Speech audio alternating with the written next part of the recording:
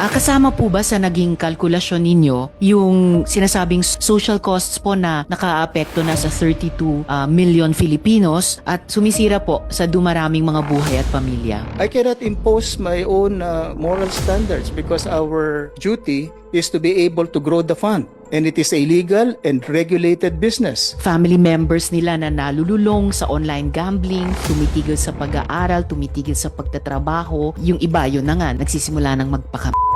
Ang mandato po namin ay mapalago ang pondo ng GSIS. Hindi pa regulated ang online gambling. Kung ang hinahanap lang na investments ng GSIS ay hindi lang legal pero regulated, medyo lagpak na sa criterion na yon, yung online gambling, hindi po ba? Amin pong layunin ay ang mapalago ang pera na kinontribute nyo pong lahat. But I'm trying to make the point na dumadami ang masamang balita tungkol sa online gambling. You actually don't have to wait until a committee report is issued or a new law is approved to take action. Kung hanggang ganun lamang po ang kayang sabihin ng GSIS sa publiko, hindi naman ako lang yung madi-disappoint. Ano po?